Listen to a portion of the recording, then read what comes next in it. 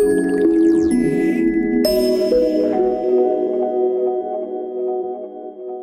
PMI. My name is Frank Quinteros. I'm a project manager for a large financial firm in New York. I work out of New York City.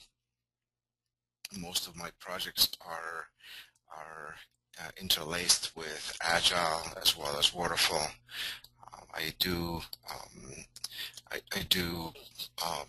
Some of the current projects that I'm working on right now relate to data center migrations, application migrations, and coding to make these transitions between one and the other seamless or much easier to accomplish.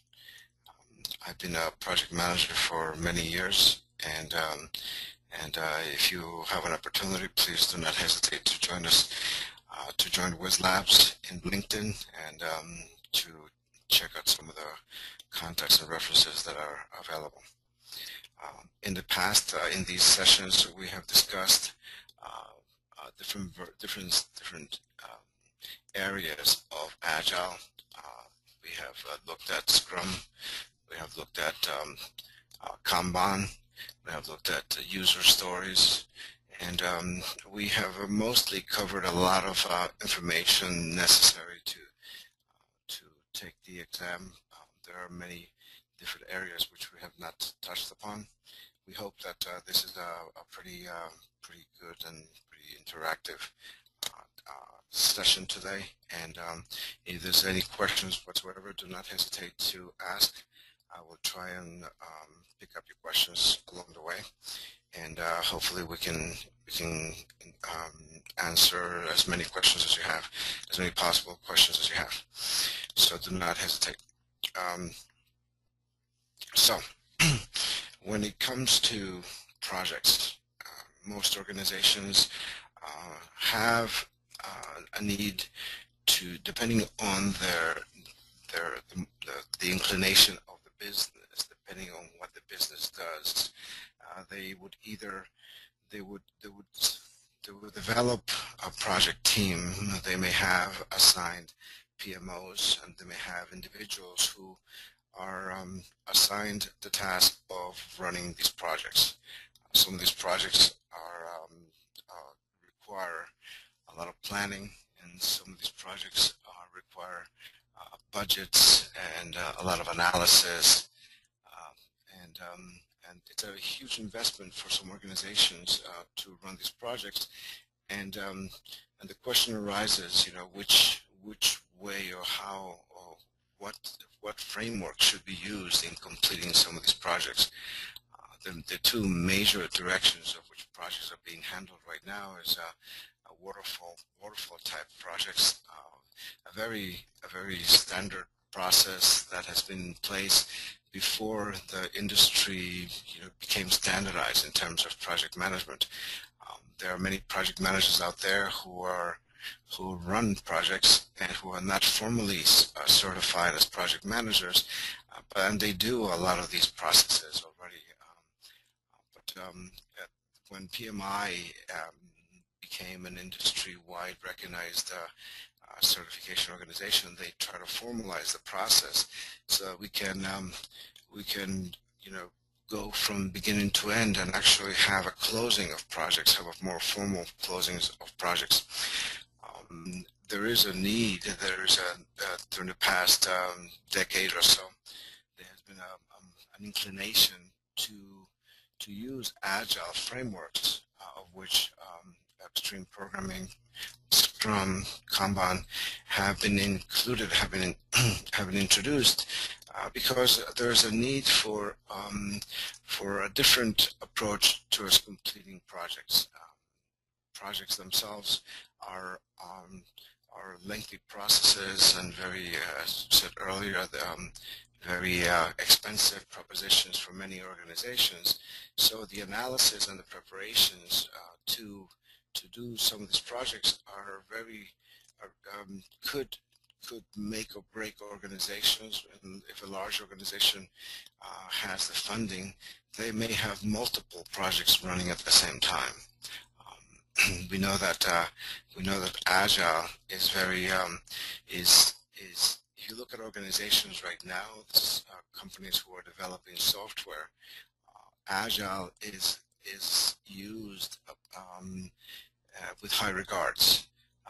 They say that around 60% of the projects that are being executed right now are Agile projects, and of those, there's like a high number. There's over 75% of those projects are being managed in an agile manner, in a Scrum manner. Um, there's a motivation to do agile projects, and companies like Intel and Amazon and Google and Yahoo, all these organizations are going agile because there's a lot of value to development, especially in the in the mobile world, in the current web environment.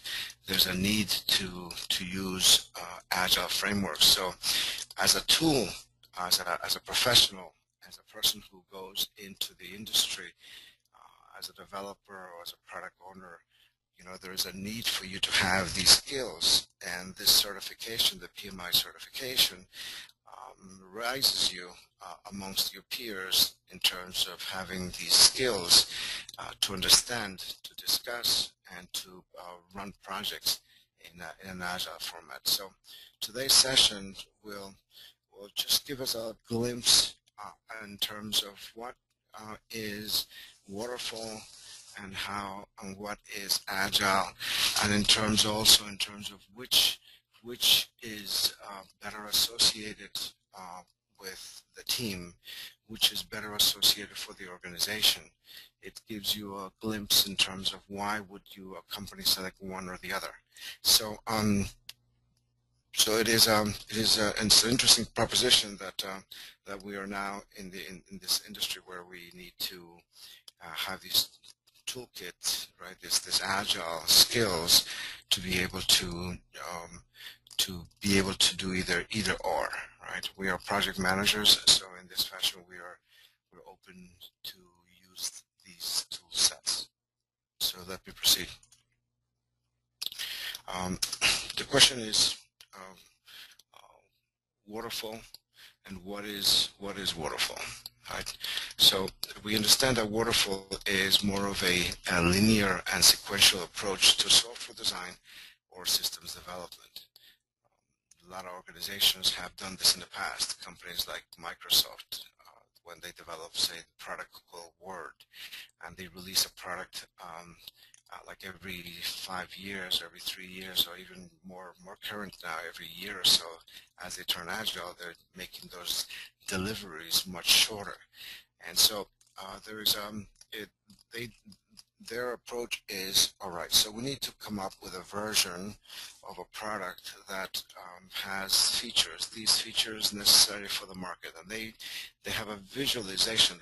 They visualize what is needed in the market and what is the need of the public. So they set on and they create, they do this stage by stage building of a product, having in mind the needs of the public. They say, well, they're going to use this, so they need to integrate now with SharePoint, or they need to integrate with cloud mechanisms. They need to virtualize. So in their mind, they need to develop products to fit those needs. All right. So in this environment, in this Waterfall environment, they develop a goal. They develop a product, and what they would do is they do planning, and then they set off teams to develop different parts of the product, and then somewhere along the lines they will integrate, and they will test, and they will integrate and test and develop and make changes, but still keeping in mind the features that they want to produce and they want to release out to the public. So the products teams are assigned certain features that need to be completed.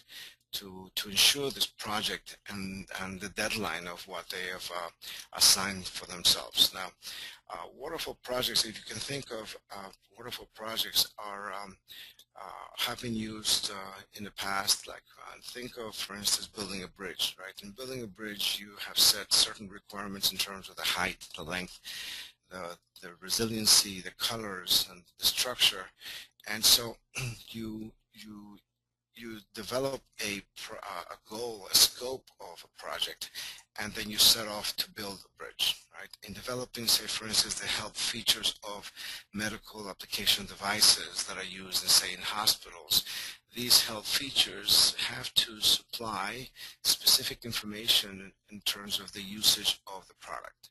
So there's a definite need to use waterfall in these processes, in developing these products and developing these projects. So waterfall is here to stay. The waterfall framework, waterfall framework is, according to PMI and the PMBOK, is set off in a number of stages, right? There is an initiation phase, there is a planning phase, there is an execution phase, there's a control and monitoring phase, and there's a closing phase. Unfortunately, many of these projects in waterfall don't get completed. A lot of these projects, they run over budget, or they run over time, or the need of the environment changes, the need of the client changes, and a lot of these projects are left behind. They're not completed. They're just the teams are disbanded, and the product sits in the shelf, right? Because the goal of what they initially set off as a goal has changed, right? Has not made an impact on the organization, and so and you'll notice that the project, the responsibility of the success of the project, a lot of the times goes to the project manager.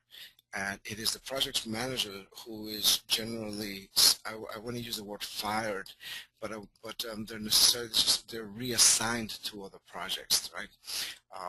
It is, and you find that when you go to some organizations, you get hired in certain organizations, you step into a project that is already ongoing, right? Or multiple projects that are ongoing. These projects have been in place for a time. Either the project manager becomes inactive, or they lose control of the scope and the budgets, and different stakeholders manipulate the project, or at least are embedded into the projects, where they may decide that this project is no longer necessary. A lot of these projects do complete, and it is very successful when the project manager has projects in the background that they can present. So as a suggestion is that as a project manager, that you always select a project that you have completed, that you always select a project that you've maintained, that you have gone from initiation to closing, and that you can document, that you can track, because if you can speak about a project very well, it does well in interviews. It does well in when you speak about projects, about project management. You want to be able to innately, right, to naturally be able to speak about a project that you worked on in the past. So as a project manager and having that responsibility, it's a great responsibility to have ownership of a project that is successful. So one more time. So waterfall projects are linear, sequential. They're here to stay. They're not going away. But it is a process that is being used in many industries. And consider that you may have a waterfall project, and within the waterfall project you may have interlaced agile projects. Okay, so just going over the waterfall projects, the stages of a waterfall project.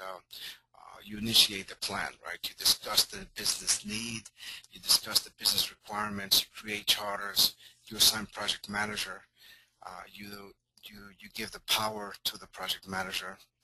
He builds a team. He sets priorities in terms of the network diagram, in terms of what needs to come first and what are the dependencies on ending up process or ending a task and beginning another task. So the project manager has a great responsibility. He has a visual environment in the war room or in the software that's available. He has a visual environment, a visual picture of what the project looks like. So he develops, with the help of his team, of the project management team, he develops a project plan. The project plan is, or project plans, right? So there's a communications plan, there's a financial plan. There's different plans associated with a waterfall project, and all of these must be documented and be prepared way before the project goes into an execution mode.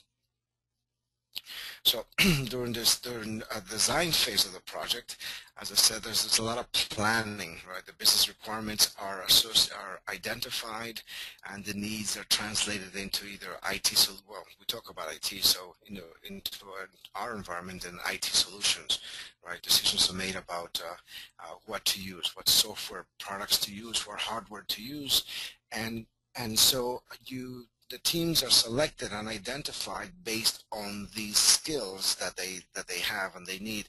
And along the way, the project team brings in more team members, right, that are necessary in order to execute and complete these projects, right? Financial analysts, for instance, are brought in along the way to monitor and controlling so that we can keep track of budgets, right? There's an analysis of baselines, make sure that the baselines are at least are defined in terms of at what stage should we be have spent 90% of the budget or 30% of the budget, and at what stage in the project itself, how much work have we completed already, right? So it's important to maintain to create these baselines and to understand them, and for the project manager to meet and to keep those baselines. So along the way, the project manager has to radiate information, has to provide information to the stakeholders in informing them, what budgets have been spent and where are we, and it gives them a glimpse of whether their project is coming along as is expected. The product goal is determined and agreed upon, and the team goes into execution mode. During the execution mode, everybody, at least the project manager and his project management team, is keeping an eye on the agreed design, right? You do not want to have scope creep set on you, where you focus too much on certain parts, or there are delays, or there are requirements, environmental or internal requirements that are delaying the process, which in turn will cost money. Remember the triple constraint of waterfall projects, that is cost, time, and schedule, and scope, time, and cost. And if you modify, if you make changes to one, it affects the others, right? And if you do not keep scope in mind, the project could fail, or the project could be delayed, or could be over expensive, or you see it every day in the newspaper that says that these budgets have gone $20 billion over budget, or that they have new changes in the environment, or the cost of oil, or the cost of implementation has risen, and so it changes the cost of executing some of the plans.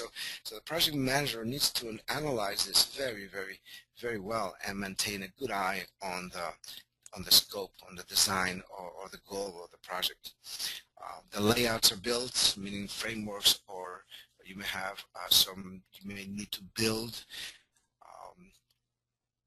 products, samples, different prototypes, to be able to build these waterfall projects, to successfully complete these waterfall projects, right? So they set off in writing code and continuously write towards fulfilling those features according to the plans, right? Integration and regression testing takes place along the way, again keeping an eye on the goal. The goal is this one particular ending of a product, right? Building the bridge. So you need to test the metals, you need to test the paint, you need to test the basis for the bridge itself, or the software. You need to integrate the features as they're being built. As the teams are working in phases, there is a dependency on one part of the process that needs to be completed, and there's dependencies need to be tested, and then you still need to fulfill the requirements of the features that are planned for. The phases are worked in parallel or sequentially. Sometimes there's a need to crash the projects to stay on schedule or cost, and that means bringing more people or having people, more teams, or the resources having the wrong resources included. There's a need to crash the project, right?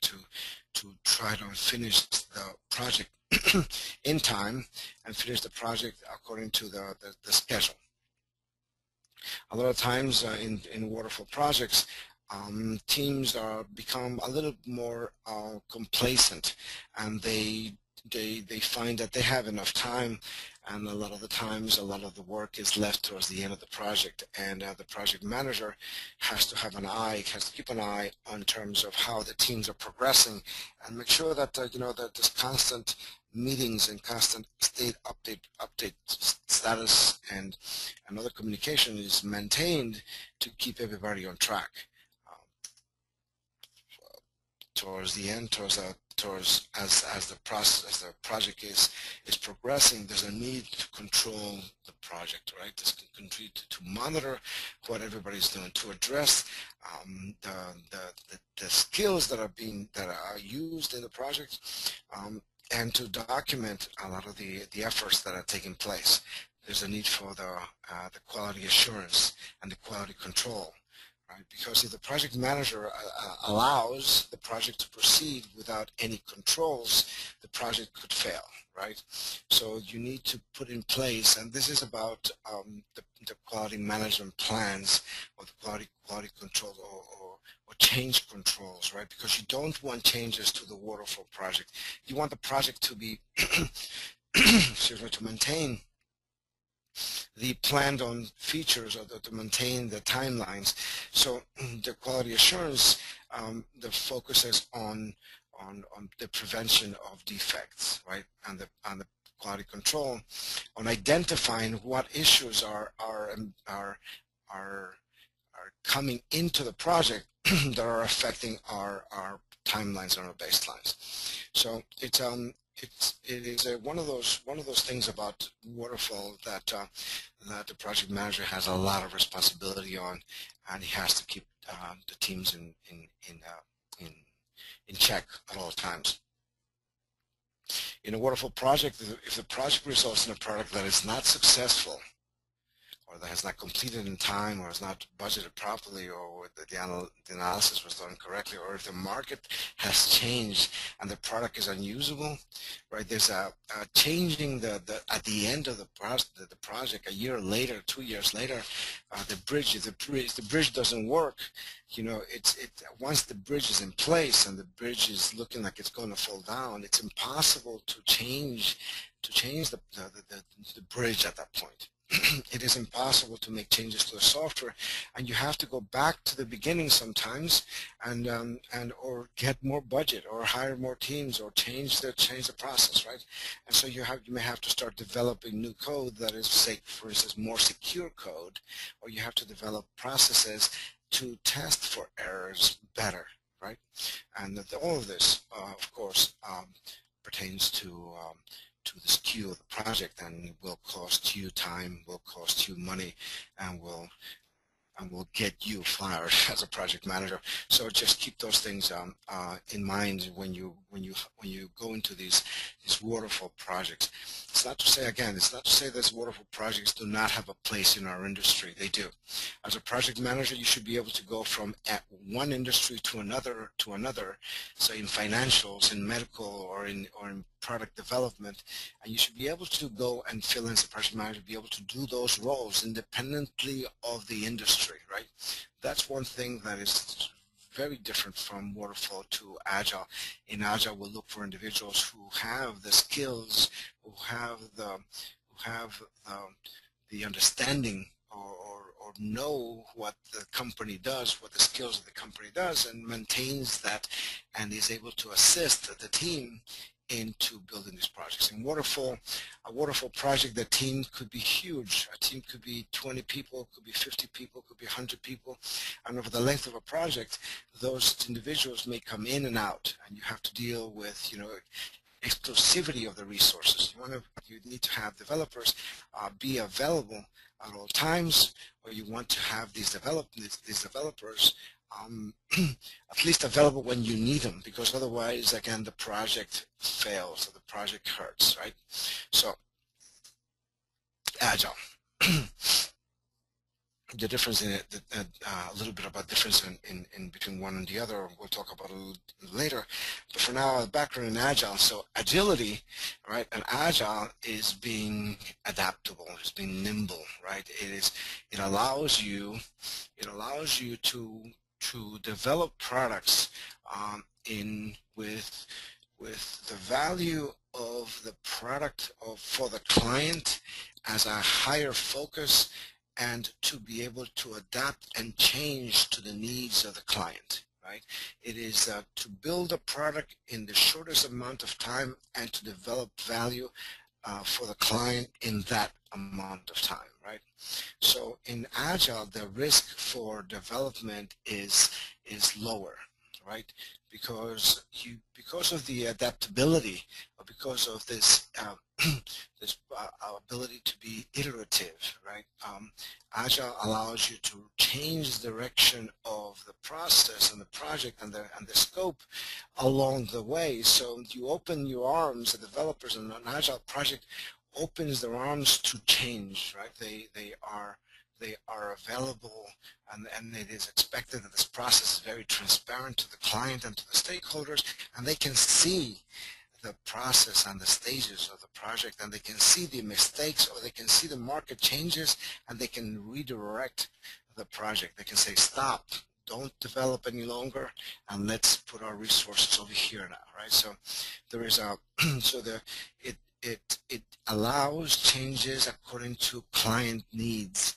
The client may say, no, we've just decided that the industry is changing and we want to develop products in this manner, right?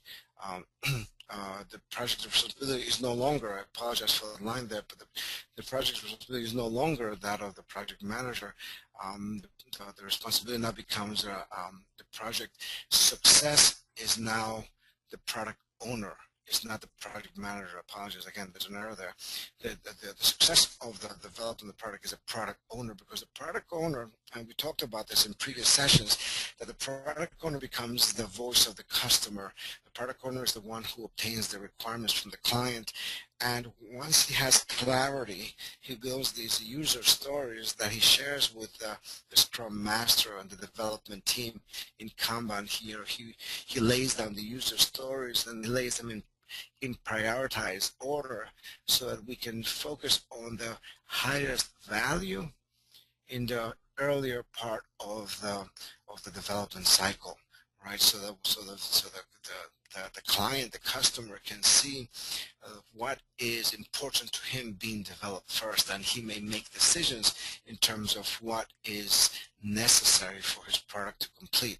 So again, in Agile, there's an adaptability process, right? There's an ability to change the direction of the project, of the process, and it does not set in stone the scope or the goal of the project, because in Agile, some of the goals are not known. The goals of the product end, the need may not be known, especially, for instance, in mobile applications, right? You're competing against, say, Apple or Google or Samsung or these big players, but you're also competing against developers who are putting apps in the app stores who come up with a product that is similar to yours. So time to market is incredibly important, and so as you see things developing, you need to no longer develop that product. You need to change your direction, because of the features that you want in your application may meet the needs of the customer much faster or much better, much cheaply. So in mobile applications, a perfect example of using Agile or using Scrum, right? Because it's very iterative. You can change the direction of development of the product in comparison to, say, Waterfall, where you set in stone the goals of the product, right? The building of the bridge. You cannot build a bridge in Agile. You can only build it in Waterfall. You can only develop certain products. You should develop products in Agile, in Scrum or Kanban or Extreme Programming, because they allow you to be nimble in the environment, right? The client may have needs and the market conditions may change, right? So there are some principles along how Agile is managed. These principles are part of what's called the Agile Manifesto. And if you do a search on Google for Agile Manifesto, you'll find that someone set some principles in play so that we can move along Agile processes and frameworks successfully. In Agile, we focus on individuals and their interactions over the processes and the tools that are available, right? The individuals, the teams, the interaction of the teams is incredibly important, is supreme, because it is their interaction, is their ability to work together and the ownership that they take on with the products. In Waterfall, there's very little ownership. You know, a project, a developer or a resource comes into the picture when they're needed. They develop their piece or their process, and they go away, and they're used as necessary. In Agile, right, the teams are much smaller. The teams are the synergy in the teams is much higher, and so you want to change to individuals who are Agile friendly, or Agile developers who work in Agile and Scrum are a different type of developer, right? They're not the same type of developer, and you should consider that if you are an Agile developer or a Scrum developer, because that you need to read, and you need to understand this process. That's why you need to be certified, because you will get these skills to work in a new environment. Agile is new. Agile is necessary now, and so it allows you to work in teams better. And when I do interviews for individuals who are Agile friendly, or individuals, and I ask them questions: Are you familiar with Scrum? Are you familiar with Kanban? Are you familiar with, do you understand Agile? And I like to hear that they have worked on Agile projects, or that they are Scrum certified, because it's important for me to understand that they have those skills, that they understand that interaction that Agile processes require, right? Another principle is working software over comprehensive documentation, right? So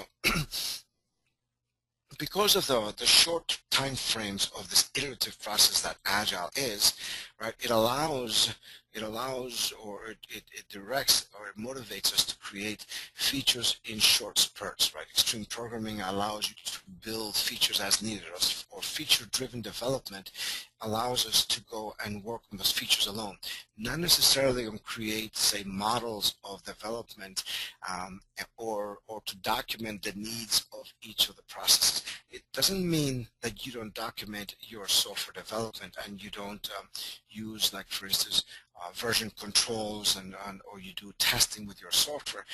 But it means that the software constantly needs to be released, constantly betas need to be available, right? So that the stakeholders can see the progress of the process that is taking place. You want customer collaboration over contract negotiation, right? In Waterfall, you write these contracts, right? So you expect that the resources to provide us with certain results, with certain products and certain processes. In Agile, you're open to the customers to see what you're doing, and you do not make them sign contracts, or at least you do to a certain degree, but you allow them to collaborate with the teams and redirect the teams, right? So there's a lot of collaboration from the customer. There's a transparency that takes place that's necessary to be able to redirect the project. In Waterfall, it's expected that you have a resource or a prototype created, and then sometimes by a third party, and you have to write these contracts with them, or you hire people for just hours worked, and they work on those hours. Or you may have a third party who may put together a need. I mean, as a customer, you have a need, and they may budget, they may charge you for certain work, and then they write a contract, and then you get their contract, and then you get their work, and meanwhile the work was not done properly, then you have to go back, and there's legalities, and there's issues. But here in Agile, you have a lot of collaboration from the customer. You have a lot of insight from the customer, constantly redirecting the development cycles. So Agile allows you to respond to change and plan throughout. So so there's major differences in terms of how one and the other is made. And so there are some comparisons between Waterfall and Agile, right? Change in Waterfall is very predictable, right? There's change controls, change management. In Agile, change is adaptable, transparent. In documentation in Waterfall, it's very comprehensive. There are numerous plans and baselines that need to be met. In Agile, the documentation for the planning is minimal because there really is no plan to the project, or that once you set some requirements, right, once these user stories are identified, meaning the features of the product are identified, then, and only then, the development breaks this down into tasks like the work packages, and they work on these work packages, and so and they respond to those work packages. So the planning is the goals of sprints are shorter, right? Sprints are 2 to 4 weeks long, and so there is a goal, there is object definition for the sprint that is defined, that is planned, and then there's a lot of communication that needs to be available for the stakeholders and for sponsors, for everybody else in the team. Very transparent, but the documentation is minimal in Agile. The emphasis in Waterfall is the plan, right? The process. What process are we following in order to meet the goals, right? To meet the baselines, to maintain the plan in place. The emphasis in Agile is the people, because if the people work in great synergy, then you have this great working team. They themselves own the product. And when I interview and I say, what products and what projects have you done, and I want to hear that they have worked in a great team. I want to hear that they successfully worked in 10 sprints, and that they produced, features, and they produce products in short time, and that there was great value delivered to the client, to the application owner, and to the purse holder. I want to hear that. I want to hear that they work great with teams. The team size in Waterfall are large. There's multiple teams, multiple phases requiring multiple different resources, and then you have to organize yourself and deal with other management, right? With Waterfall projects are mostly associated with large organizations like 1,000 people or $10 million or $1 billion of the products. In Agile, the teams are small, right? In Scrum, a team should be about 8 people. We call them the 2 pizza pie teams, right?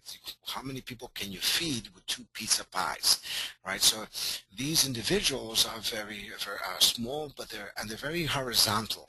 There's no hierarchy in the development team. There's no a more experienced developer than a shorter or a rookie, right?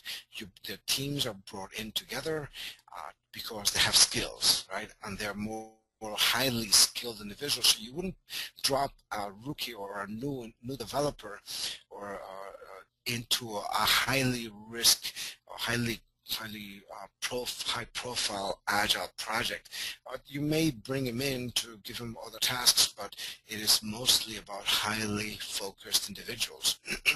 The management style in Waterfall is very autocratic, right? It dribbles down, right? The project manager says, go and do this and do this and manage this, and holds the person responsible.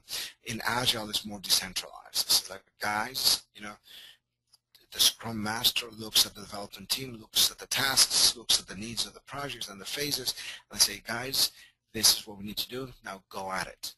And the Scrum Master protects the developers while they're developing, and the developers go to the Scrum Master to request other resources, right?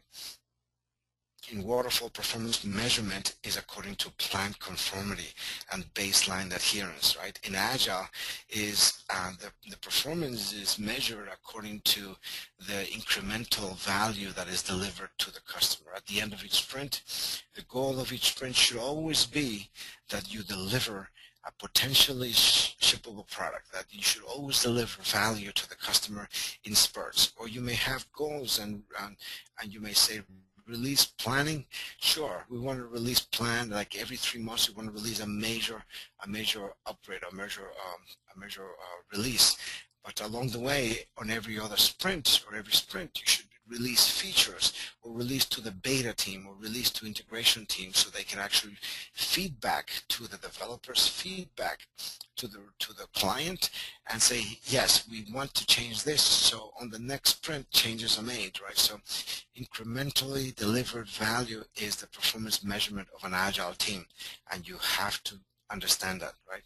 The return on investment on the Waterfall project is at the end of the project. The return on investment on an Agile project is early and throughout the life of the project. I hope that this clarifies a little bit in terms of why one is used over the other, right? So when and which, right?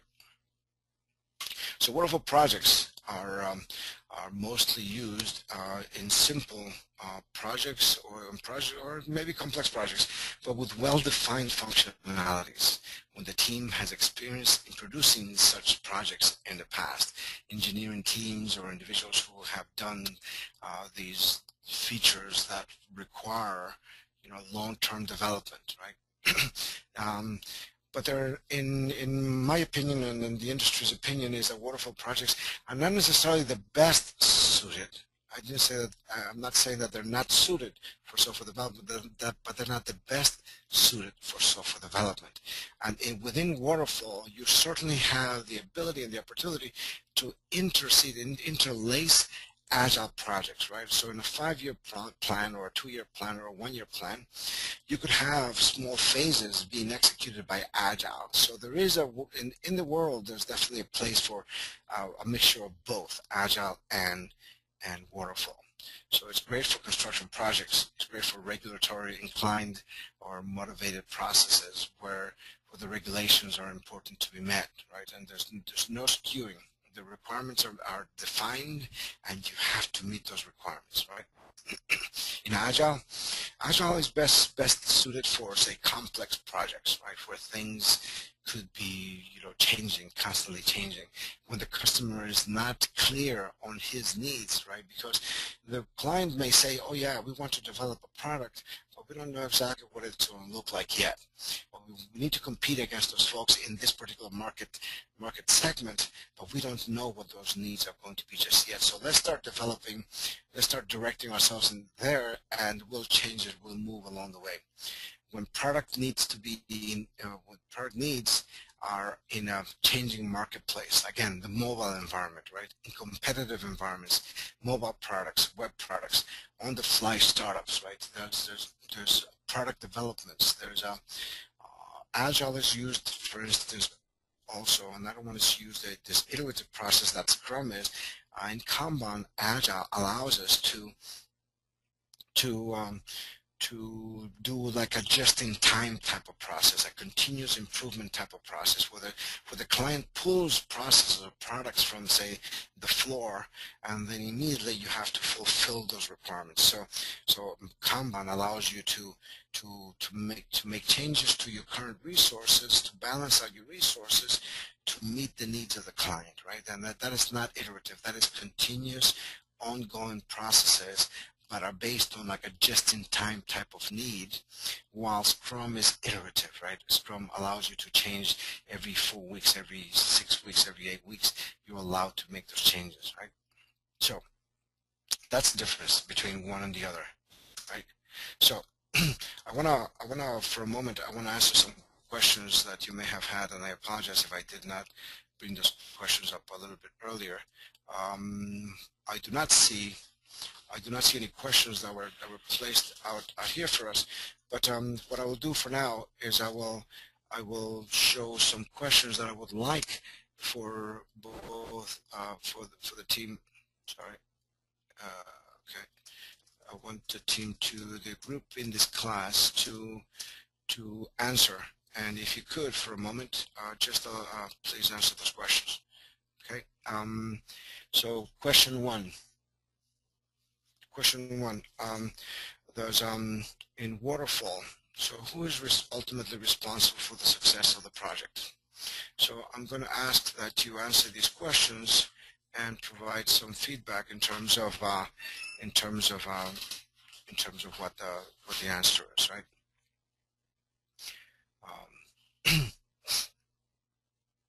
So I see some questions. So what about Agile for COTS implementations?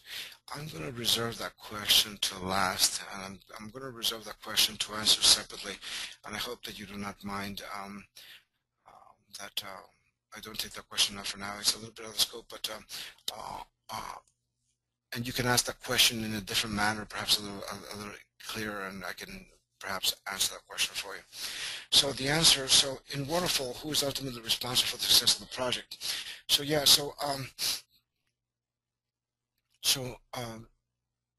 I see some answers here. The answer two, the project manager, perhaps the sponsor, someone says the stakeholders, the project manager. Yeah, certainly the project manager is definitely responsible for the success of the project. It is, you select project managers according to their experience. You select the project manager with a lot of, you give them the power over the project, the power over the budget, the power over the team. So you're giving them a lot of power in project management. The project in Waterfall projects, the project manager is certainly responsible for the success of the project. Because if he does not hire an analyst, if he does not maintain the teams in check, if he does not communicate with the teams better, if he does not, have these check and balances of the baselines, he will have a problem with the success of the project, certainly. Is Agile a good technique for COTS commercial off-the-shelf software implementations, that is commercially available software already developed that you're buying and implementing? So again,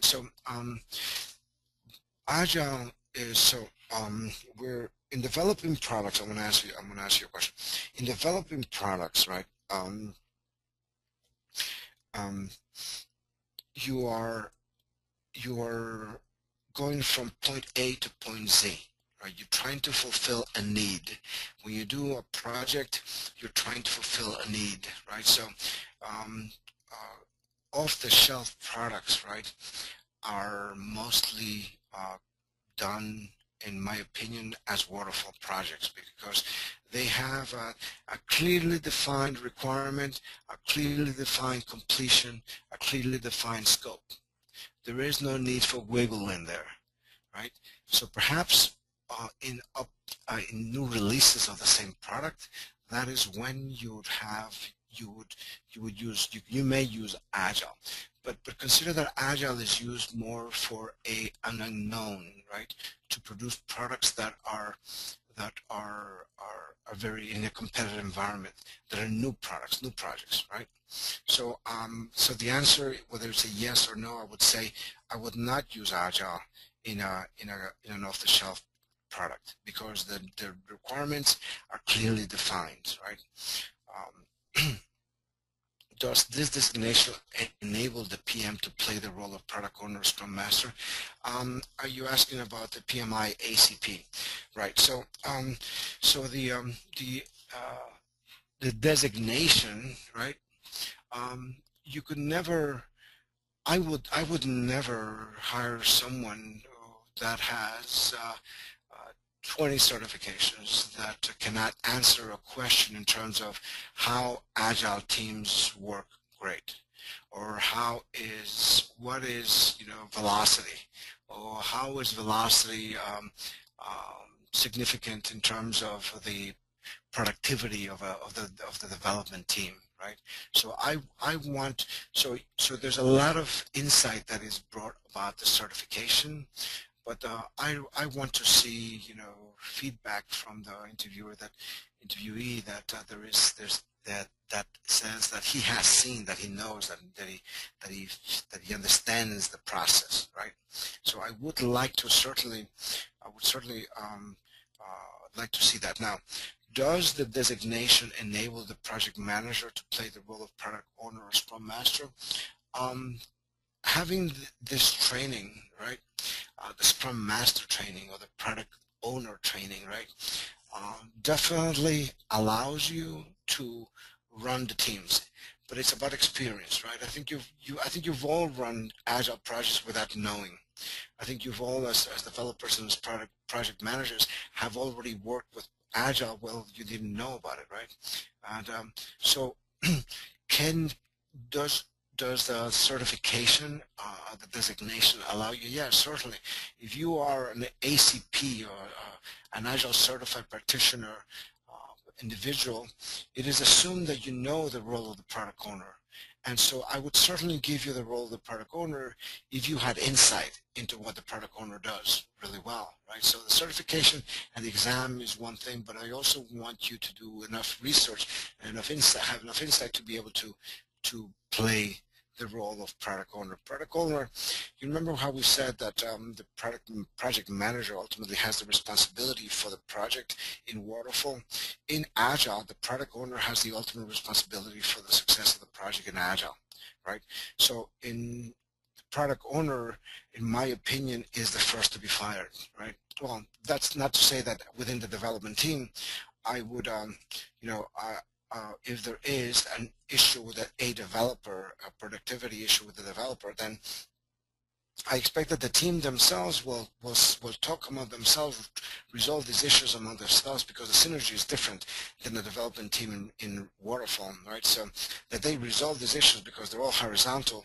I mean, there's another issue, there's impediments in the development cycle for the team. I expect that the team is going to go to the Scrum Master, and the Scrum Master is going to say, hey, there's a problem with that individual, and then yeah, so a developer can be released from the team at any one point if there's agreement from the team. But ultimately, if I see that the product is being developed incorrectly and that the clarity is not shared properly, or that the client, because remember, the product owner is the voice of the customer, so the product owner needs to spend a lot of time, sometimes weeks on end, in trying to get the requirements from the client. He needs to understand what the product is going to look like, or at least the first features of the project. So, and then when he knows this information, because the developers are not there when the product owner is getting the requirements from the client. So when the product owner goes to the table and say, hey developers, hey Scrum Master, we're going to do 7 sprints, but in this first sprint we're going to do these features, and I want you to do these features, and if he does not communicate that properly, and if the developers are developing processes that are not meeting the needs of the client, then it's the product owner who is not communicating that properly, right? So, so there is a certain responsibility that the product owner needs to have, or the Scrum Master needs to have, but the designation definitely allows you to step into the interview, right? But it's the insight of these individuals, and these classes are very important because you need to understand what those roles are. And these sessions, these training sessions are important so you understand, and you ask questions about what the roles are. And then by doing that, you gain insight, right? And you understand the product owner's role better. I hope I've answered your question. Another question says, I have run Agile projects in the past, but at the crossroads of getting certified as Scrum Master or getting certified ACP, how do I decide? Well, I certainly believe that you should definitely get certified. Scrum Master certification is critical, because I would not put you as a Scrum Master in front of a development team that is Agile or Scrum friendly, or that knows Scrum, if you do not know the principles of Agile or the principles of Scrum. So I would certainly, and the principles of Scrum are gained during these certifications, because these are boot camps, right? In these boot camps, you go through all the cycles of the needs of being a Scrum Master, right, or being a product owner, or the responsibilities of being in the development team, right? So there is a need. There's definitely remember that the ACP sits above Scrum Master, Product Owner, and Development certifications, right? So the ACP certification is more accepted, or it's more acceptable because you have a more thorough understanding of the complete process, right? The Scrum Master certification focuses specifically on being a Scrum Master, being between the role that's played between the product owner and the development team. But the Scrum Master has to have these principles of Agile in his knowledge book, because he needs to have the development team work according to the principles of Agile, because Agile is very rigid. Although there is flexibility in Agile, in being in Agile, and there is this individuals called Agile purists, right? And these individuals try to maintain the framework of Agile in check, right? A lot of these meetings are time boxed. A lot of the tasks that are done during the project itself are very rigid. So it's expected that these individuals keep to those principles, and the Scrum Master's role is to keep them in check, right? So the Scrum Master responsibility is different than Product Owner, but having an ACP certification allows you to understand the role of the Scrum Master, or the Product Owner, and the development team better. So yeah, so the Agile certification is important. About what the cost of certification is, that is an answer that I'm going to allow Raj to respond in a few moments, but I'm going to continue with other questions. And do you have a software that I can buy to prepare? Well, I tell you, there's a number of pieces of software out there that are free in the industry that I would certainly consider using. Let's see if I can give me a moment, and I'll try to get some to you momentarily. Of there are free Agile software out there that that I have a few lists. So let's talk offline perhaps, or I can get that information out to you. So the answer is yes. There is. You don't have to buy software out there right now. There's software that's free for teams of 10, I believe, and there's software for teams of 1, and you can create your own projects, run your own projects for free right now. And these are web-based products, and so certainly there's products out there. In data warehousing projects, you will be integrating multiple systems, and numerous components needs to be integrated from those different systems. Without all those elements at a time, the reports are meaningless. How does Agile implement this on this case? Well, one of the things that's important to note, that if you're running a Scrum or Agile project, there is a lot of transparency, right? There's a lot of information radiation that takes place, right? A lot of folks are aware of all the events that are taking place. The Scrum Master facilitates meetings, but they're not meetings like you have in project management.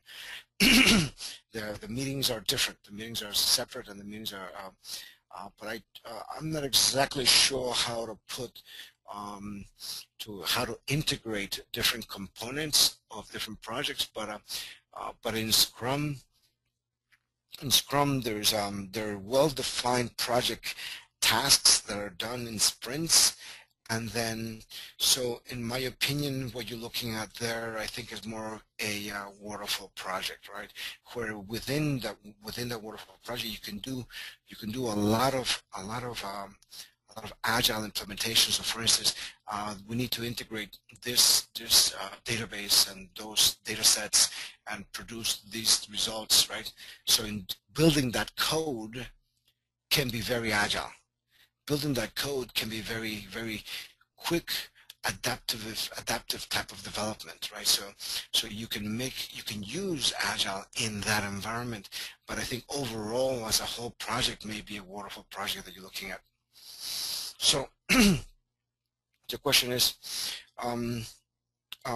so you wouldn't use MS Project for Agile type projects? I tell you, I think Microsoft has learned a lesson, and they know that Agile is being integrated into the industry really fast. And if you look at MS Project 2010, I think they're already putting in pieces of the module for it. And in the future, and right now, if you go to Microsoft.com, right, and look for templates, you will see Microsoft templates that are already being created for Agile.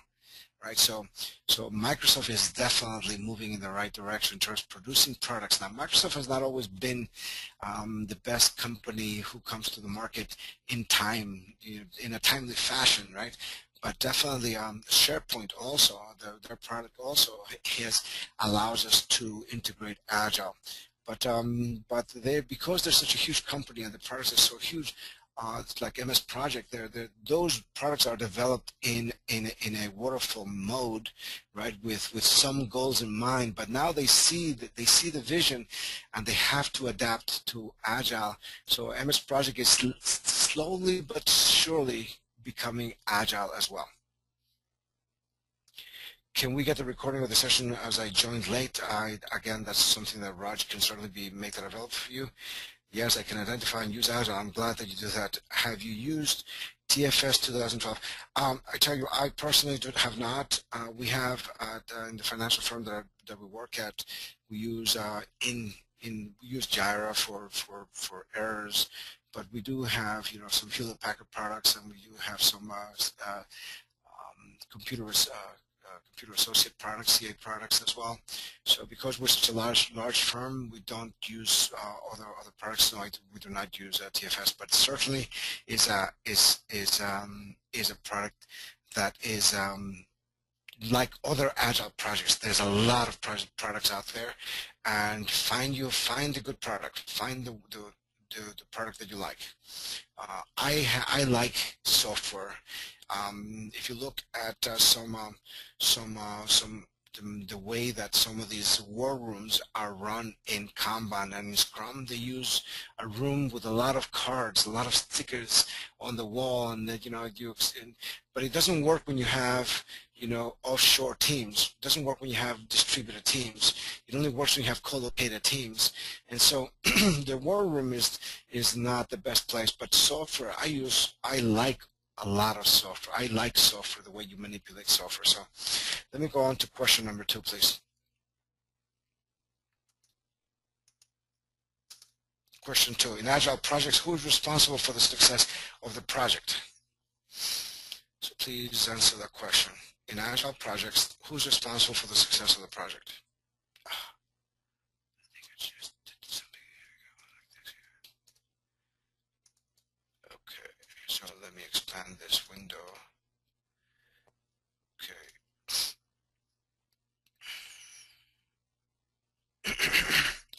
I'm looking at some answers already. Oops, let me go back, sorry. What did I do? I always do this. Sorry. Apologies for that.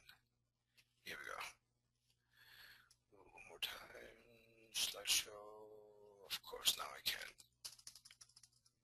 Question 2. Okay, so excuse me while I get a drink of water.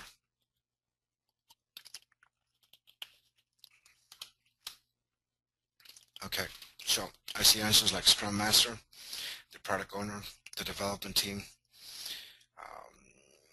the product owner, development team, product owner, sponsor, development team, and most of your teams. Okay, so then before we answer that question, so the success of the project in Agile is spread amongst all three members of in Scrum, for instance, amongst the development team, the Scrum Master, and the product owner. But it is the product owner ultimate responsibility, right? Ultimate responsibility for the success of the project, right? Because it is he alone who sets these success criteria, right? These acceptance criteria for the user stories, because the user stories are the features, are the needs of the client. The client communicates these needs to the product owner over multiple sessions, and he asks a lot of questions. The product owner asks a lot of questions like, what about this, what about that, and let's get back to that, let's return to that. So he has a clarity, he has an understanding of which direction to go. And then ultimately it is him who writes these user stories. For instance, I as a secretary need a macro screen so that I can produce reports for my boss better, right? So so it is a product owner who needs to communicate very clearly, right, to the development team what needs to be done. And if he does not, the development team may produce product that is not needed or is incorrectly defined, and the sprint goes to waste, and the product owner is not successful at what he does. So you asked the question. So the clear answer here is not the sponsor.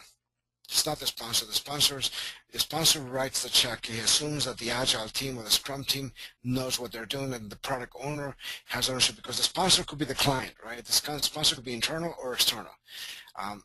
And so the product owner is the Scrum Master, has the responsibility of keeping the development team in check, making sure that the product is being developed properly. A question arises, when most of your team is offshore, off-site, how the sticky notes on the wall works? Well, they don't. Sorry.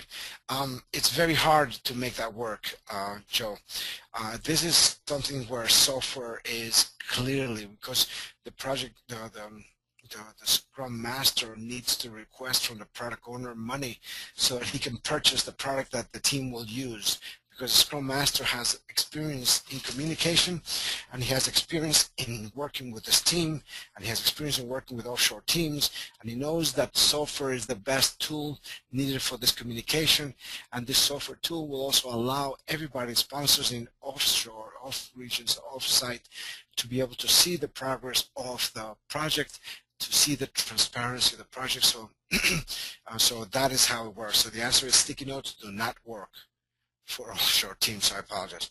So, so how come the business analyst and project manager is not included in this responsibility? Well, so the business, I want to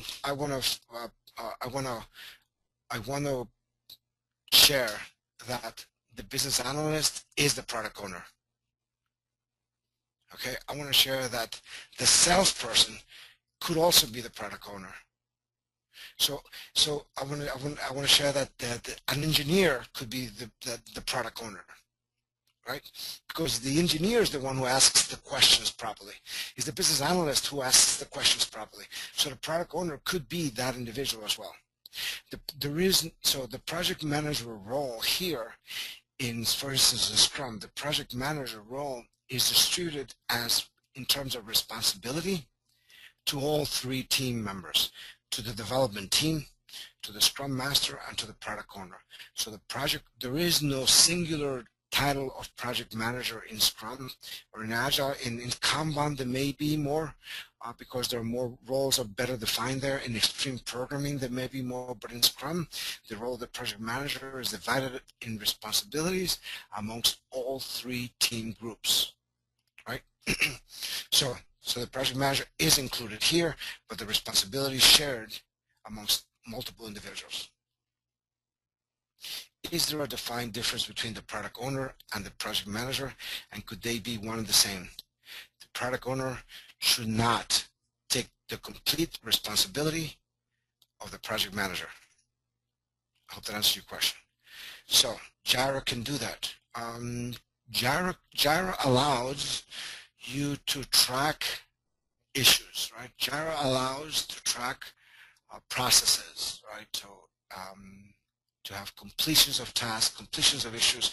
So yeah, Jira can definitely be used as a tool for managing tasks, no doubt. But it doesn't have that overall picture, overall view in terms of what is seen as the need to run a Scrum project. So I hope that answers your question. Question number 3.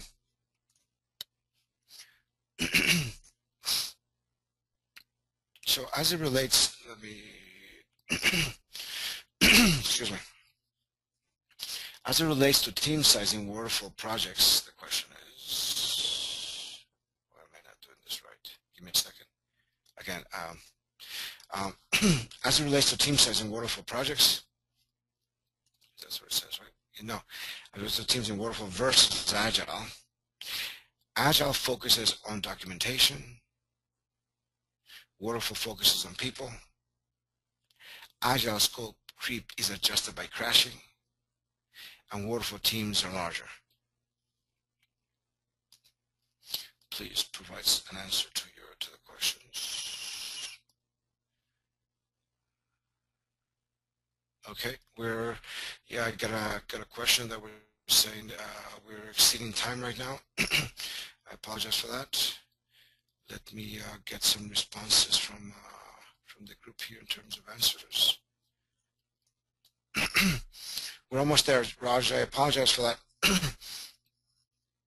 want to get some of these the questions. The answer is 4 is correct. Question is not clear. I apologize if the question is not clear. The work team is larger. Thank you. The answer is 4. Question number 4. In Scrum, who has the role? I apologize. Previous question. Of course, I for some reason I always have this issue.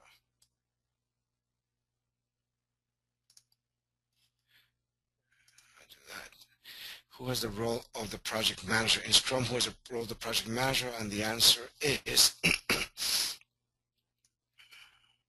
answer is, oh geez, I did that again. Apologies. So the answer is, who has the role of the project manager? The answer is A, B, and C. 1, 2, 3. The product owner, the Scrum Master, and the development team. Not the sponsor.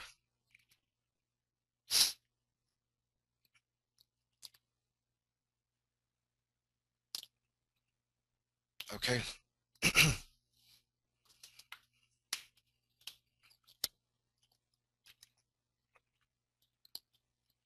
Why all 3? All 3 are responsible because for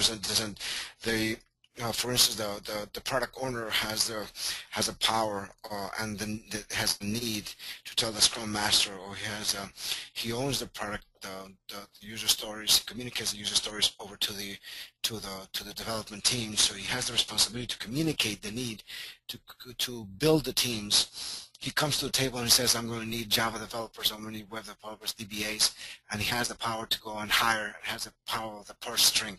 He has given the ability of that. The Scrum Master has the ability to manage the teams, manage the processes, to communicate the process out to the development team as well as to the sponsors, and the development team has the responsibility of managing themselves to developing the product. And they have given totally autonomous control over the development cycle. And they are the ones who produce the product, and they're the ones who respond to the questions of the product owner, and they have responsibility over the product themselves. So that means we have 3 managers all reporting to the project manager. I apologize, there is no project manager. There is no responsibility here. There is no reporting per se. The development team is independent. There is independency here. Is there interdependency? There is interdependency when it comes. Yes, the development team. Development team works independently of everybody else and is usually locked out. The Scrum Master stands in front of the door, and he does not allow anybody to change the requirements of the current sprint, and so the development team is totally independent in terms of what is going outside the world, right? They're only developing the tasks that are assigned during that sprint. The Scrum Master plays the role of protecting that development team and provides and facilitates. He serves the team. He facilitates the needs of the team.